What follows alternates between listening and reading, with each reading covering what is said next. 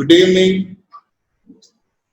I am planning to talk today and tomorrow about gastric cancer.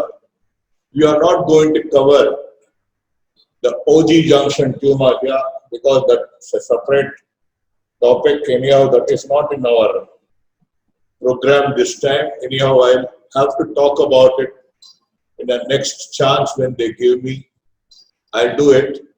But today and tomorrow we'll be talking completely about stomach. Today I'm planning to talk about the embryology, anatomy, this vascular supply, lymphatic drainage, what the etiological factors, then how will you examine what are the clinical features, how to investigate the disease, and so on. Tomorrow I'll tell you now as we go on. So we are going to talk in today embryology, anatomy, epidemiology, risk factors, classifications, clinical features and investigations. Now tomorrow we'll be talking about the tumor node metastasis classification, Japanese lymph node classification, types of resections, D0, D1, D2 and D3, staging, treatment and surveillance. So embryology, by the 4th week of intrauterine life, a tube forms. The upper portion is called the esophagus and the buccopharyngeal membrane. The center one is the stomach. Rest of the intestine then let open into the cloacal membrane. Actually, there is a twist after some time. The left becomes anterior, the right becomes posterior. That is, left is ventral, dorsal is right. There is a twist. That is a rotation and a clockwise. There are two types of rotation that takes place in the stomach. One is a clockwise longitudinal twist, the rotation. The other one is a transverse axis. Again, it is in the clockwise direction. That you can see, the stomach evolves by two rotations around two planes, longitudinal and anterior posterior. First is longitudinal. What is a straight tube becomes like that, so that the lesser curvature comes like this, the greater curvature goes like this. Again, there is a rotation in the clockwise in the anterior posterior. It's a rotation so that the antrum comes here, the duodenum comes here, the whole thing forms the stomach. That is what, in a nutshell, about the embryology of the stomach. First rotation, longitudinal axis 90 degrees. Right side becomes posterior, left side becomes anterior. Accordingly, the vagus also on the sides, the left vagus becomes anterior vagus, the right vagus goes back and becomes posterior vagus. That is all. It's a very simple thing to understand. Second rotation occurs in the transverse direction. First it's here, then it rotates a little bit. Then when it completes rotates 90 degrees, it gets fixed like this. This esophagus, fundus, OG junction. Anywhere near the OG junction is called the cardia, then becomes the fundus of the stomach, the antrum, the pylorus, and the first part of the duodenum. That's how you go about it. The mesenteries, how do they develop? They develop from two, ventral and dorsal mesogastrium. The ventral mesogastrium is up to this, which covers the liver. The dorsal mesogastrium covers the stomach, the spleen. Also, it's continuous down as the greater omentum. Developing spleen divides the dorsal mesogastrium into a gastrosplenic and lienorenal ligaments. Then it becomes the falciform ligament. Gross anatomy, the cardia surrounding the esophagus opening. The cardiac tumors are separate. They will have to be discussed in connection with or together with the OG junction tumors. That I will talk to you on a different occasion. The fundus is the highest portion of the stomach. The esophagus comes like that and make a curve. That becomes the fundus. The body is the largest region. The pyloric part is the distant of the stomach, guarded by a sphincter, following which the first part of the duodenum starts. Now you can see the musculature. Actually, the stomach has got two things. It's a reservoir capacity And also it has an antral mill here. That is, it churns the food, it squeezes this food. Now and then the food slightly goes and comes back, until the chyme is ready, or if the disease is not diseased due to something. Only after forming a proper chyme it will be delivered into the duodenum. Now you can see the various musculature. The inner one is forming a rugae, that is due to the oblique muscle layers which forms a rugae. This picture is little deficient here. Usually the antrum is featureless. Antrum is featureless. Here only rugae. The next comes the circular muscle fiber. Then comes the anterior fiber. So the stomach has got anterior longitudinal outer longitudinal muscle. Middle one is a circular muscle layer. The third one is an oblique muscle layer. And if you see this, the esophagus. Up to this is the cardia. The pathology, pathogenesis and treatment of the malignancies arising anywhere here is entirely different from the malignancies arising elsewhere in the stomach. Then this is the anterior surface, fundus, you can see little higher in position.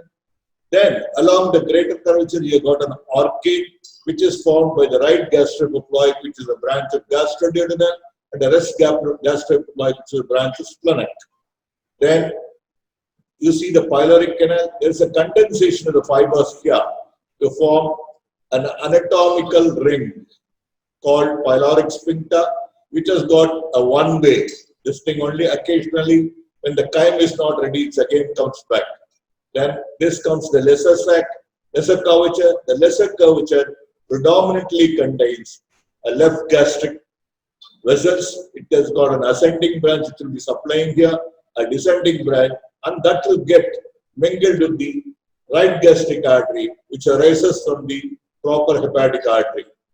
These are the gross anatomy of the liver. Now, if you see the layers of the liver, that is supposed to be the mucosa. This is the mucosal epithelium containing various glands, oxyntic cells. There are so many. I don't want to go into the detail. Then comes the lamina propria. Then comes the muscularis mucosa. Then the submucosa. You can see from the submucosa onwards, the lymphatic starts. Even when it comes nearer the lamina propria, the malignancy, it has got lymphatic connections. So you have to be careful in differentiating tumors just at the level of the mucosa or little lower down. But once it is in the propria, you have to see for lymphovascular invasion. Then you comes the submucosa. This is the muscularis propria, which contains the oblique, circle, and longitudinal muscle fibers, and this contains the serosa. So these are all intersphincter. They are called the myenteric plexus. These are lymph vessels, artery, and the vein. Layers of the stomach wall. Now we'll have to know about the anatomy or its relationship to the stomach. Stomach has got a posterior relation that's called the stomach bed, which has got the diaphragm, which has got the left kidney, left suprarenal gland, and you have got the pancreatic tail. Then the splenic artery comes like that. Then comes the left colon, that is splenic flexure of the colon, and the transverse mesocolon. All are in connection with the posterior wall of the stomach, that is called the stomach bed. It's otherwise known as lesser sac. The anterior relationship, its abdominal wall, left costal margin, it goes well inside the costal margin, the diaphragm, and the left lobar liver. Now you can see, I'll show you about the greater and lesser omentum. Lesser omentum is part of the ventral mesogastrium that forms the gastrohepatic ligament. The free border is called the foramen of Winslow, otherwise known as the epiploic foramen. The greater curvature, you have got a beautiful hanging out greater omentum, which is a part of the dorsal mesogastrium. That is most important. It is actually a four-layered structure, folded upon itself. Now you can see the cross anatomy. This is the liver, If you see, that is the foramen of Winslow, this is the lesser omentum. This is called the lesser sac. This is called the greater sac. The greater sac and lesser sac gets into that through the epiploic foramen. You can see the stomach, the greater omentum hanging from the transverse colon like this. Actually, this is a 2-layer and 2-layer. It's a 4-layered one. Then comes the lesser sac. This is the greatest lesser sac and greater sac. That's the things you do not worry. Blood supply, everyone should know. Stomach has got an enormous amount of blood supply. Stomach can survive with only a right gastroepiploic artery. Rest of the arteries can be sacrificed because it has got an intense submucosal fluxus of anastomosis. That takes the blood supply. Only thing, a precarious blood supply when you're trying to mobilize the stomach as a conduit or for a pull-up. If fundus alone suffers, not because of the arterial, because of the venous congestion, because this area is a very precarious area.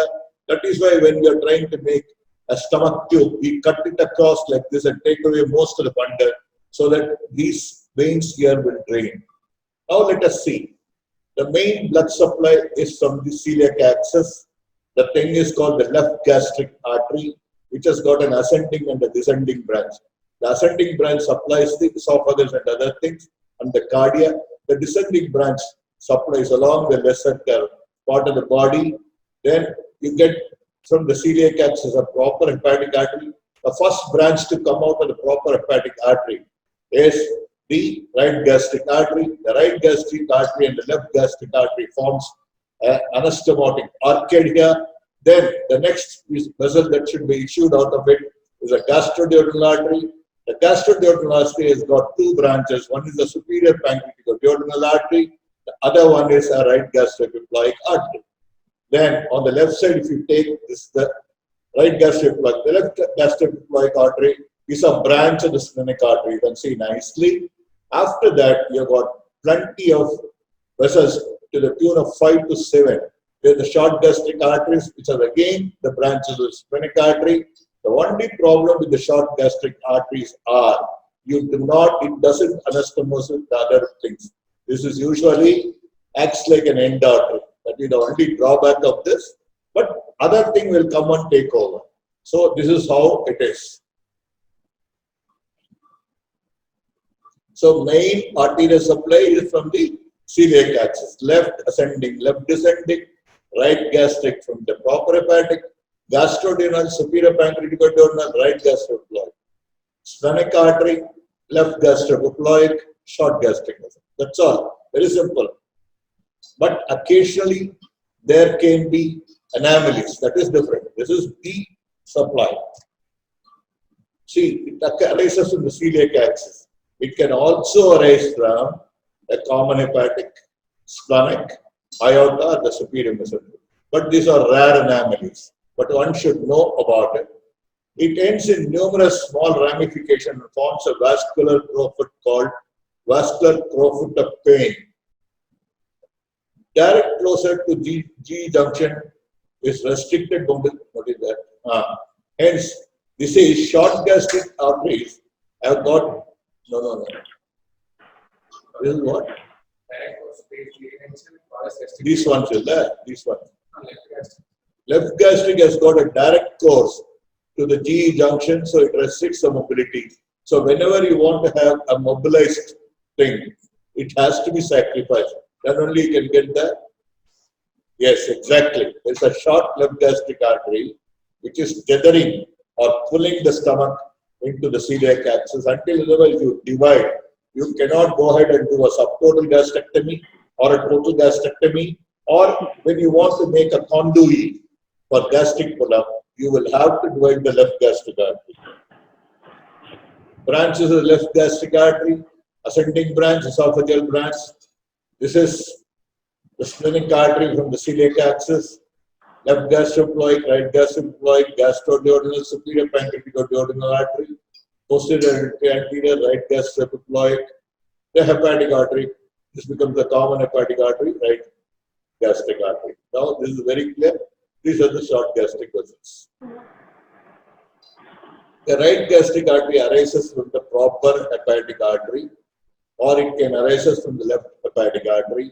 It can arise from the supraduodenal artery, common hepatic artery, gastroduodenal artery, or a right or middle hepatic artery. The best thing is go near the stomach and ligate it out, wherever it is coming from. If you trace the origin, it is very difficult. It's got a lot of anomalies. It branches to gastric antrum and pylorus and proximal duodenal bulb. Gastroduodenal artery, one should know about this. This is the most important artery whenever you are doing a Whipple's procedure or any procedure that we'll have to bring down this C cover the duodenum, especially in Whipple's. You know how it is. Many other people have caught the right hepatic artery here, and then the whole hepatic artery will go for ischemia. You will have to trace from the celiac axis. This is the common hepatic artery. Once it comes, it issues a gastroduodenal artery. Sometimes you will get the superior pancreatic duodenal also here. Then it becomes the posterior superior pancreatic duodenal artery and the right gastrophilic artery. This is the gastroduodenal artery. As it crosses here, this is an important landmark for the accessory duct of Santorini. That is important. Surface anatomy over there. Here, these are the things I've already showed. There is nothing much to see. If you want to preserve the omentum in a distal gastrectomy without vascular testing, you will have to leave this arcade intake so that the left gastrophilic takes over. You must ligate the right gastrophilic at its junction.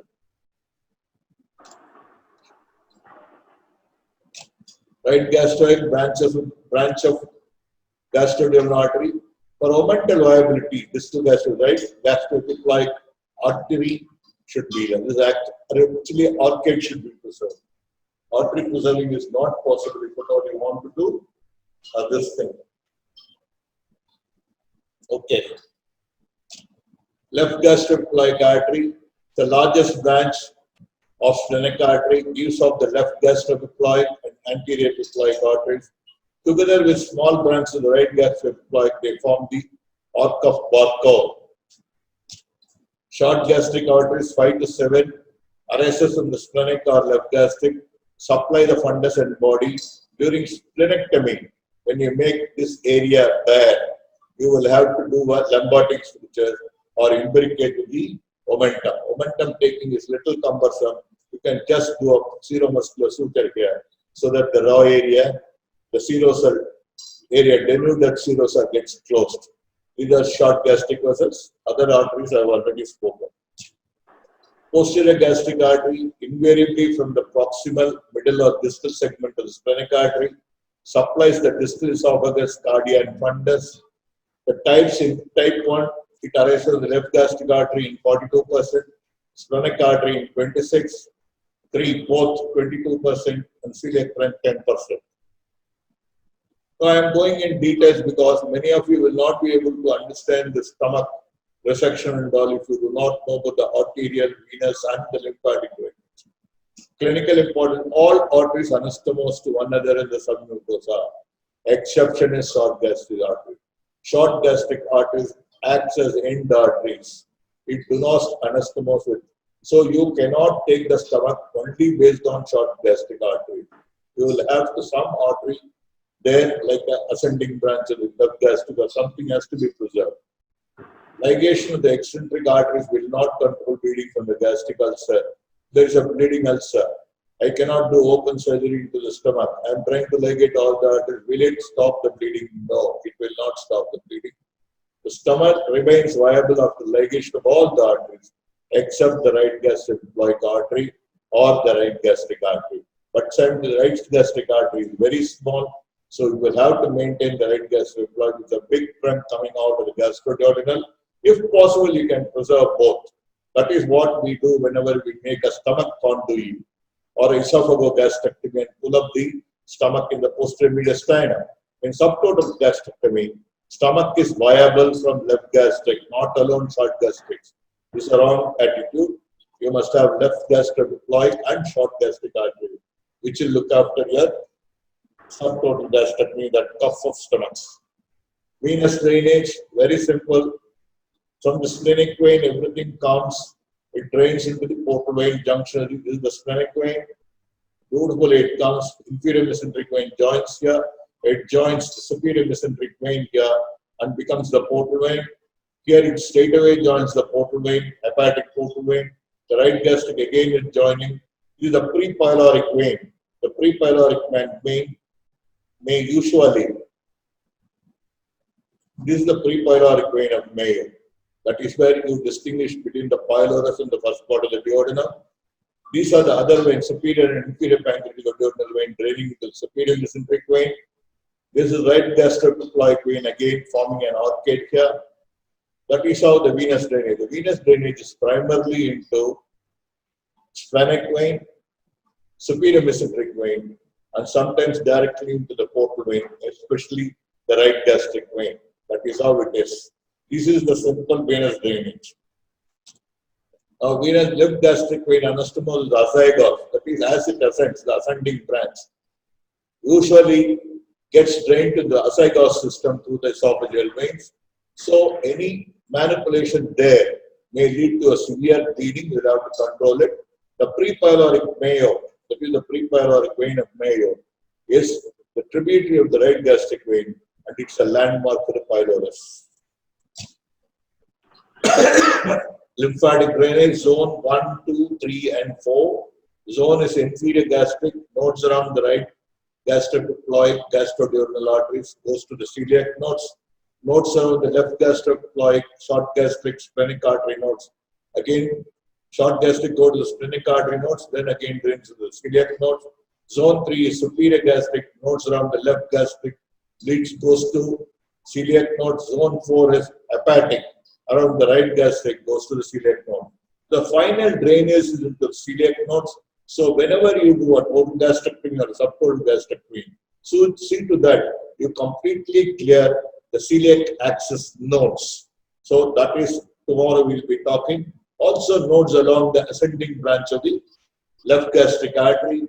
If you feel that we cannot give a clearance, instead of giving a small cuff, go for a total gastrectomy. That is what, by the name, this is called the thoracic duct. These are our left superior gastric nodes, celiac, again hepatic nodes, pyloric, right gastroclephoid, left gastroclephoid, everything is draining into the celiac node. I'll show you the importance in CT. This is the stomach innervation. It has got anterior and posterior vagus, you must be knowing. Nerve of Letarsek, you must be knowing. Only thing which is not shown here, the left becomes anterior, right becomes posterior. They have not shown the criminal nerve of Grassi, which arises from the posterior vagus, and it comes. So whenever you do a highly selective vagotomy, you must take care that you divide the criminal nerve of Grassi also. It's not around the picture, rest of the things are all right. You must know the right vagus is like this, it gives a celiac branch. The hepatic branch is actually coming from the anterior vagus. So this is how it is. Nerve of Letarsek, crowfoot appearance here, criminal nerve of Grassi. These are the things.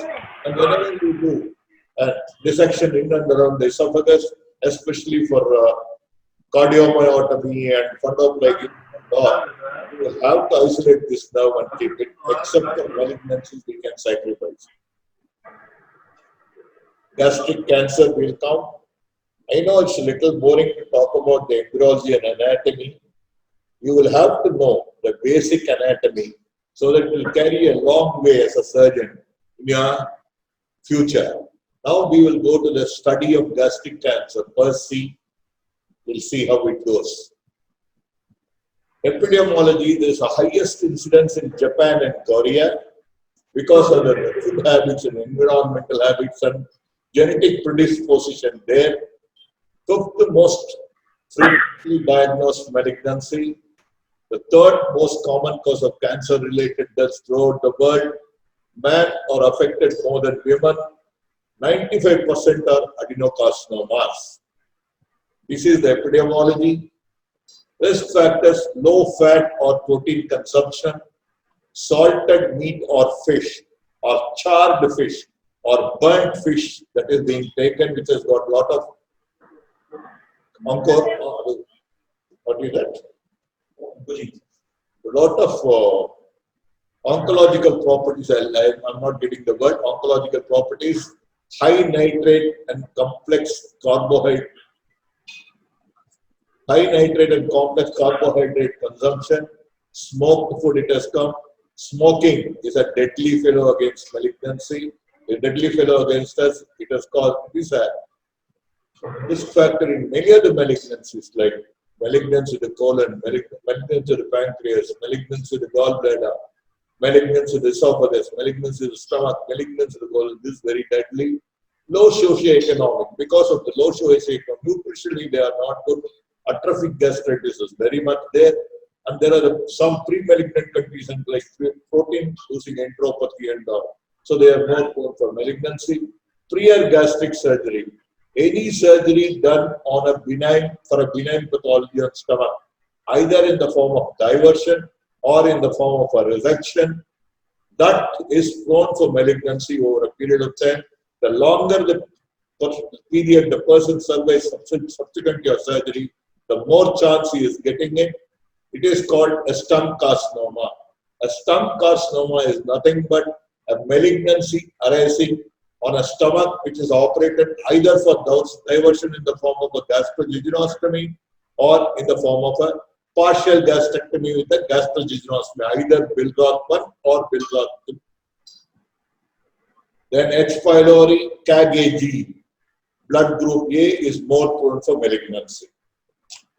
Hereditary cancer syndromes, HDGCC, hereditary diffuse gastric cancer, 3 to 5%. Autosomal dominant engaged type.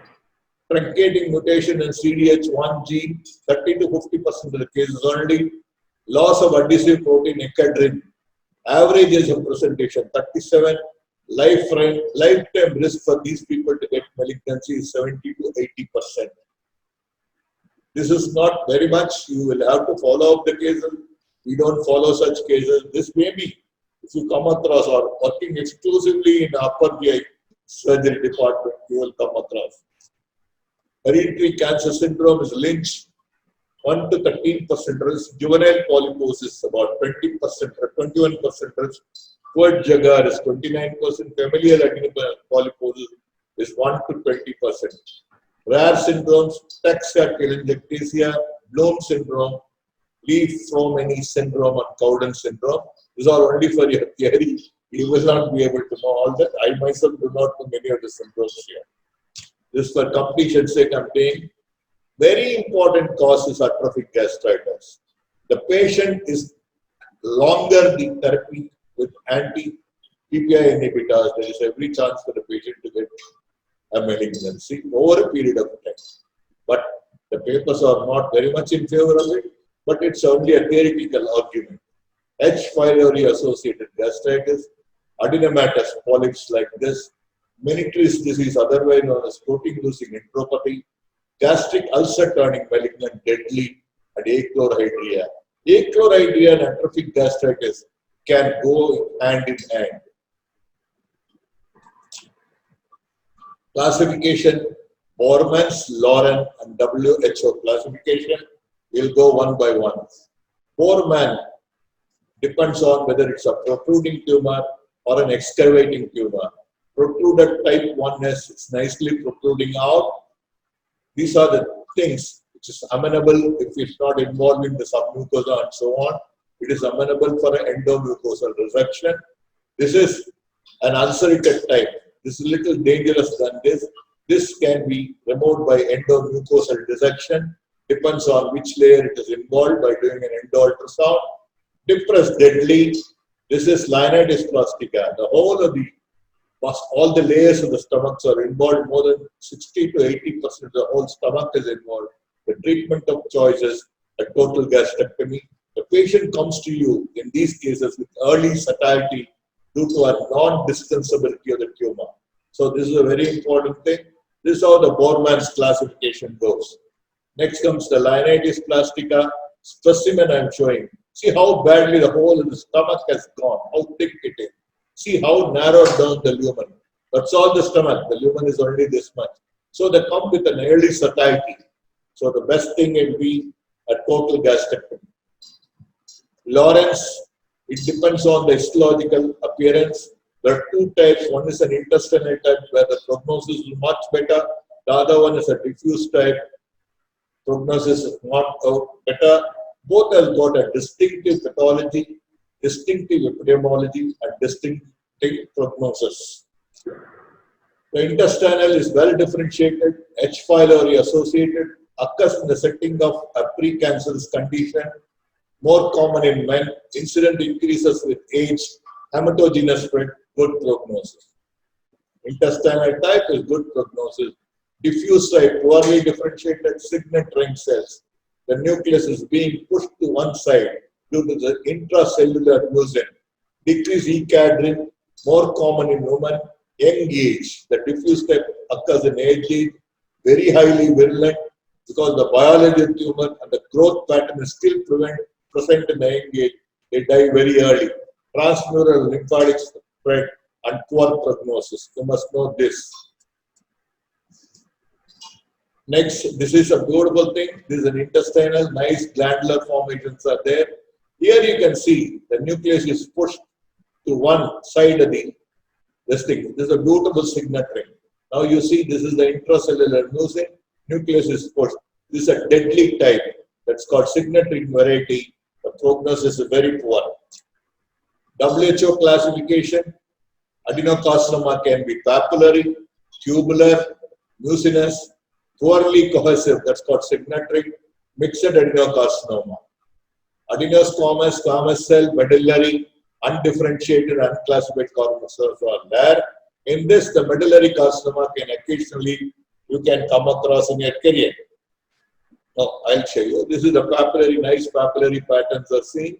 This is undifferentiated, where the nucleus is pushed to one side, gives a signet ring appearance. Next, this is, what is it? Oh, this is undifferentiated. We are not able to differentiate a glandular pattern clearly here. That's why I was worrying where the signet ring is. Now, this is a mucin, this is extracellular mucin, this is intracellular mucin. How beautiful is the signet ring, but deadlier malignancy. You can see the nucleus is pushed to one side. Then this is medullary. Clinical features, patient may come with epigastric pain, but most of the patient comes to you with a recent loss of weight, change in the digestive patterns, bloating sensation, burping.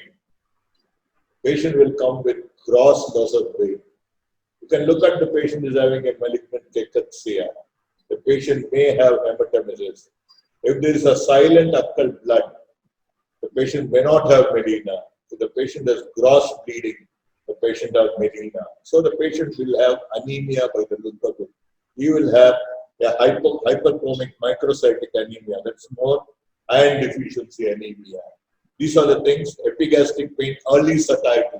Early satiety is not loss of appetite. Early satiety is due to a space occupying this thing, something like a linea dysplastica, whereas there will be a loss of appetite due to malignancy-induced loss of appetite, loss of weight, anemia, hematemesis, melena, obstruction if it is occurring at the antral level. It can cause obstruction, or if it is occurring entering into the esophagogastric junction, the patient may have dysphagia, that is GE junction tumors. Routes of spread, it can go to the liver by portal vein, reversal flow through the lymphatics. Pelvis retroperitoneal lymphatics, something like Krukenberg's tumor or a rectal lumar deposits. Other organs directly by veins and thoracic duct. Thoracic duct, once you must remember about this thoracic duct. This is the fellow which takes an M1 disease, making a virtuous node positive. But a virtuous node supraclavicular, system may see Joseph node. I have seen only one case in the periumbilical region. Intra-abdominal mets, hepatomegaly, jaundice, ascites, Krukenberg, Brock metastasis or Blummer shelf, pre-rectal shelf of Blummer. You'll have to know. Investigations. See, they will ask you in the exam, What is Krukenberg tumor? They'll ask you in the exam, what is Blummer shell? Blummer shell deposit is nothing but equal to the deposit in the pouch of Douglas. That is not Krukenberg. Krukenberg is nothing but the deposits in the ovary. So you must always know the pouch of Douglas deposits is synonym of Blummer shell deposit in a male. In a female, it is called pouch of Douglas deposit. Aside is more in favor of carcinomatosis peritoneal. Hepatomegaly can be nutritional or it can have multiple secondary.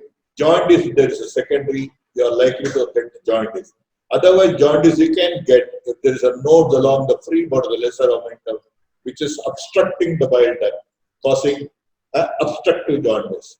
That's one of the theory questions, the Viva question they'll ask you. If there is a jaundice, what are the chances in a CS stomach?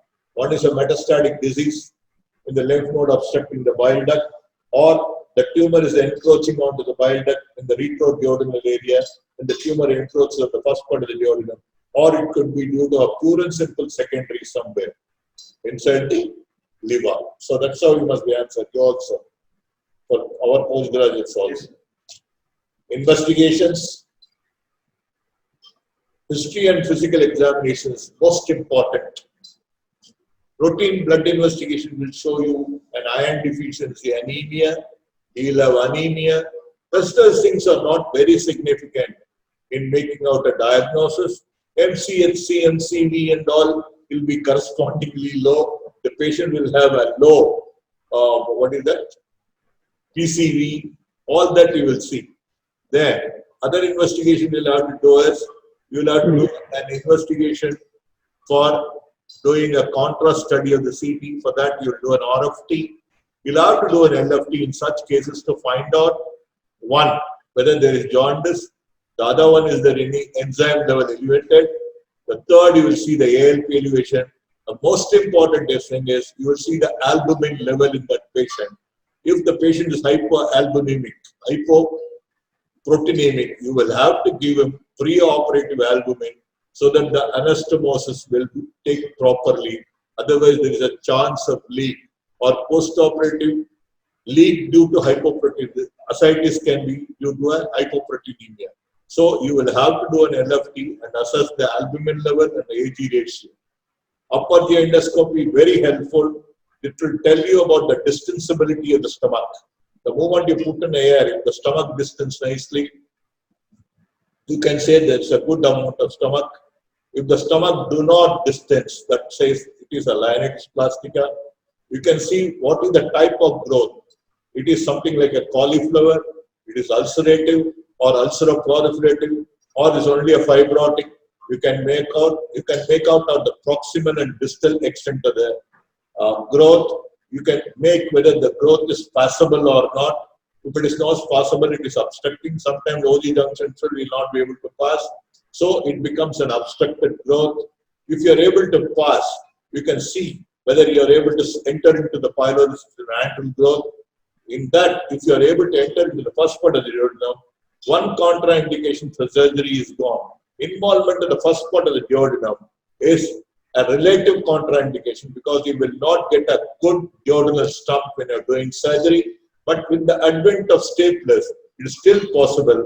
You will have to mobilize a little more in the second part and do it without damaging the common bile duct and the pancreatic duct. That is where, and you can incidentally take a biopsy. So upper GI endoscopy is the gold standard in making out the diagnosis. Next comes the CECT. CECT, how it's important. The things which are not made out by your endoscope can be made out by CECT. The contrast what you give is a negative contrast or a natural contrast water. That will tell you the mucosal pattern. That will tell you the extent of the disease. That will tell you whether the duodenum is preserved or not. That will tell you whether it is infiltrating the pancreas or not. That will also tell you what is an amount of celiac nodes, whether the celiac nodes are free of the celiac axis or it is encircling or it's encircling the aorta itself. So by having a good CECT, and also it will tell the liver met societies and so on and so forth. By doing a good CECT alone, you must be able to come to a diagnosis what I am going to do for this patient. So CECT is important. Endo ultrasound, yes, it has come in a bigger way. You can make out the endo ultrasound is especially useful in early diseases where you want to do an endomucosal dissection or an endomucosal resection because the general condition of the patient is not good. He is not amenable for a major surgery. You can still do a curative resection by local in case it is about T1 without lymphovascular invasion. If you are able to give a good margin with a free margin, you can just leave the patient alone. If you are not able to get a clear margin, if there is a lymphovascular invasion, then you have to go in for a regular surgery. Now, tomorrow I will be talking, the neoadjuvant therapy is coming very much into the field of gastric surgery also. Tomorrow we will talk about it. So for all that, a CECT and an endo ultrasound is very important, which will tell you about the local extent of the disease. And EUS is very good in seeing the nearby node and also the key stage of the disease, where you can curtail your surgery in a patient who is not well to do an endomucosal resection or an endomucosal dissection. That is called endoscopic resection. We will come to the FDG PET has not made a big mark. It is not in the routine investigative armamentarium. It can only make up the recurrent disease. It can make up the extra abdominal metastasis if there is anything. Then IFC. History and physical examination. Those thorough history should be taken. Do not forget to examine the supraclavicular fossa and digital rectal examination. Because of this, I have seen many of the MS candidates get failed or kept in reserve before, whether they do over a period of time or not. I have been an examiner for MS for more than 6 years. I've seen easily about 10 candidates who have missed a supraclavicular fossa and the digital rectal examination. So be always very clear. Whenever there is a visceral malignant, you do this. What is that now? Blood investigation, complete blood picture to evaluate anemia and also see the albumin level. Blood grouping and orange typing. If the patient is anemic, if it is below 6 grams, you will have to improve his blood to the level of about 7 or 8 and then only taking a surgery. Liver function test, as I told you. Renal function test, do a contrast study. Upper GI endoscopy, diagnosis, staging, palliative treatment, surveillance. All this I have told you. Staging in an upper GI endoscope is only by an endo ultrasound, not much, except you have added the other things that you do. Poor distensibility, everything I have told. For palliative treatment, you can do a endoscopy and stent it if you want. Bypass an obstruction by a self-expanding metallic stent. When the general condition of the patient is poor or rectal stomachs are involved to the transmural way, so stomach is likely to go into inertia and ileus and delayed gastric emptying postoperatively, then you can put a palliative stent across the obstruction. Then the patient can have some food. Surveillance, whenever you want to operate it, to surveil the patient regularly whether there is any recurrence of the disease, or in a high-risk patient when you want to surveil an adenoma or other things, then you can use an upper GI endoscopy. It shows the location of the tumor. This is all I have told you. In OG junction, everything I told you. That is esophagogastric junction tumors comes under Sievert's classification. That's a separate topic by itself. I'll talk to you later on. Endoscopic biopsy 6 to 8 should be taken. If the less than 2, degree of differentiation is good. Lymphovascular invasion is not there. Depth of infiltration is already up to the mucosal level. Then you can go in for endomucosal resection or endomucosal dissection. This sometimes can be therapeutic. Cytological brushings are when the biopsies are negative, but not much contributory. This is especially done when you are not able to negotiate. The biopsy comes as equivocal or not diagnostic. Then you can put a brush and wipe it into that, like something like putting a guide wire, and then take it for the cytology, but it's not very good. Endo-ultrasound, depth of the tumor, T-staging accuracy is 57 to 88. Important patient considered for endomucosal resection and endomucosal dissection. Endomucosal resection is pure and simple for a mucosal disease. If the endo-ultrasound shows there is an equivocal infiltration of the deeper thing, then you can do an endomucosal dissection. 52, node involvement, nearby node 30 to 90%. Both are hypoechoic. Occasional distant metastasis can be made if there is a liver metastasis. Ascites can be made. FNA-BC, the suspicious node, to be performed without traversing the area of primary tumor or blood vessels, but that is not of importance. The patient is going to come to you for surgery. I don't think it's important, but this will be important in case there is a case that has to be sent for a neoadjuvant therapy. If you want to find out the positivity of the node nearby, then an FNA-BC will be useful. Now, this is the endo-ultrasound picture. Normally, it has got an hyperechoic mucosa. Next comes second hypoechoic submucosa. Correct. You are coming from? No, you are coming from above or below? Above or below? From the serosa. Mucosa. This is mucosa. That is hyperechoic. Second is hypoechoic. That is muscularis mucosa. Then hyperechoic. That is muscularis propria. Submucosa. Hypoechoic. Both the muscle will be hypoechoic. This is muscularis propria. This is hyperechoic again. This is serosa. So these are the glands. This is superficial mucosa with deep mucosa, muscularis mucosa, submucosa, muscularis propria, and this is serosa. That is how it is. You can see the different layers. Now, next picture I'll show you is good. See, this is the tumor, which is involving the muscularis propria, but it is intact. The muscularis propria is intact. It starts from here, come up to that, it has traversed the submucosa, it has come up to the muscularis propria, but it is intact. But here the tumor has broken through the muscularis propria and come near the serosa. This is how the endo-ultrasound is there. We can do an endomucosal resection. It is only up to that. If still a resection, if little below, then you can do an endomucosal dissection and remove and see for lymphovascular invasion. If there is a lymphovascular invasion and suggestive of positive node in your CT, the positive node must be more than 1 centimeter. It has got a clear rounded border and there is no alteration in the density. That will be taken for malignancy. You will have to then go ahead and do a regular surgery. That is what it is. But this endomucosal resection and endomucosal dissection are done only in people who are not fit for regular surgery. ECT, local and distant staging, I told you, nodal, post-therapeutic control and follow-up, oral contrast water for better evaluation of the depth of the tumor.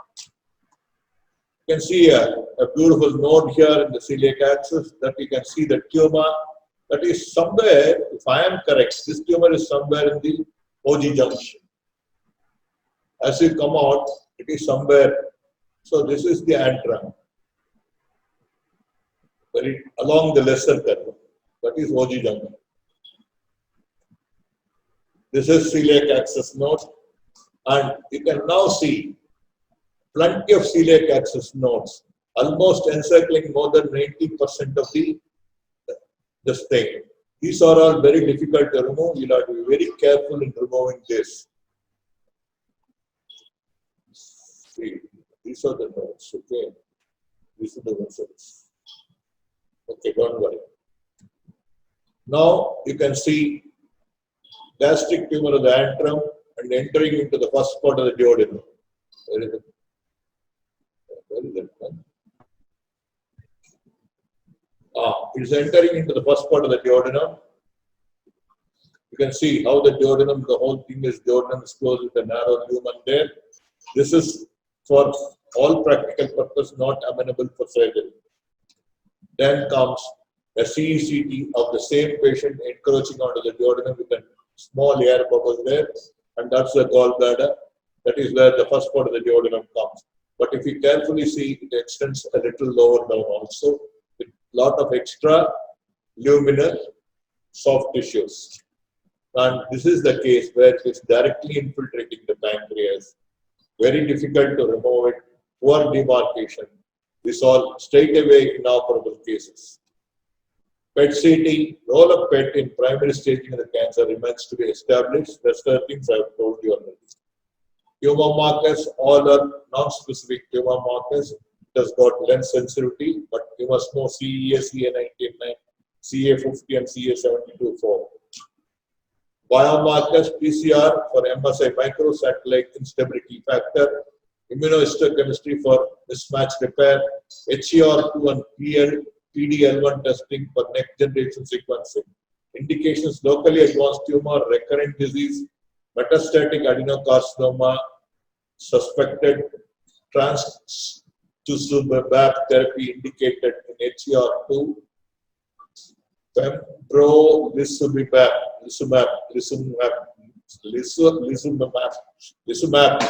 tongue twisters. Therapy is indicated in PDL1 testing done. These are the tongue twisters for me. This is all for the medical oncologist to do. Why should I be worried? Diagnostic laparoscopy is always a must to see the extent of the disease, to see the metastasis in the liver which has not been made out by your CT, to see the carcinomatosis peritoneum, to see the ascites, to see the pelvic deposits, and also see the serosal deposits in and around the tumor. That will straight away tell you what you should do. If the patient do not have any obstructive symptom, the patient do not have any bleeding, if the patient has come only with a gross ascites with this, leave him alone, tender loving care. Don't even do a feeding. They are asking all the relatives to give whatever he wants. If there is an obstruction, there's a good distensibility in the stomach, then you can do an anterior GJ by opening. If nothing is possible, if there is a OD junction growth, he is not able to swallow, then you can do a feeding ileostomy.